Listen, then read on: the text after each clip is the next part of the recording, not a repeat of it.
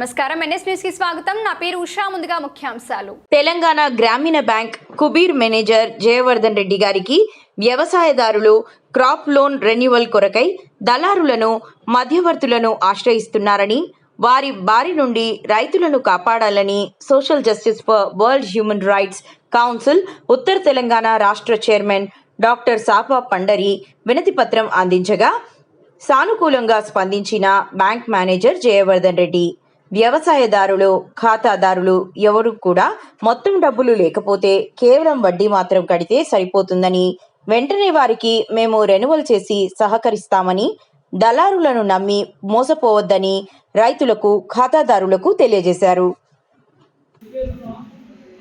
Social justice for world human rights council national chairman doctor Boppula Vijay Kumar గారి ఆదేశానుసారము ఈ రోజు కుబీర్ గ్రామంలోని తెలంగాణ గ్రామీణ బ్యాంక్ మేనేజర్ గారికి కలవడం జరిగింది. వ్యవసాయదారులు క్రాప్ లోన్ల గురించి, రెన్యువల్ చేసుకోవడం గురించి దళారులను ఆశ్రయించి మోసపోతున్నారని, దయచేసి దళారుల యొక్క ప్రమేయం లేకుండా, థర్డ్ పార్టీ యొక్క సంబంధం లేకుండా వ్యవసాయదారులకు సహకరించండి కోరుతూ వినతి పత్రం అందించడం జరిగింది. ఖాతాదారులందరికీ నమస్కారం.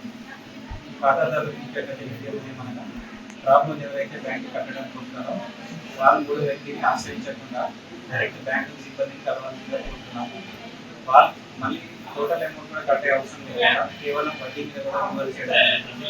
కాబట్టి ప్రతి కస్టమర్ బ్యాంక్ సిబ్బంది కలిసి ఈ అవకాశాన్ని సద్వినియోగం చేసుకోవాలి. మూడో వ్యక్తిని ఆశ్రయించవచ్చు. అలాగే మూడో వ్యక్తికి ఎలాంటి అవకాశం ఇవ్వదని బ్యాంక్ సిబ్బంది అందరూ నిర్ణయించడం జరిగింది. మూడో వ్యక్తిని ఆశ్రయించి అనవసరంగా మీరు డబ్బులు నష్టపోవద్దు. ఖచ్చితంగా బ్యాంక్ వచ్చి మా ద్వారా మీరు ఇన్వెస్ట్ చేసుకోవాల్సిందే.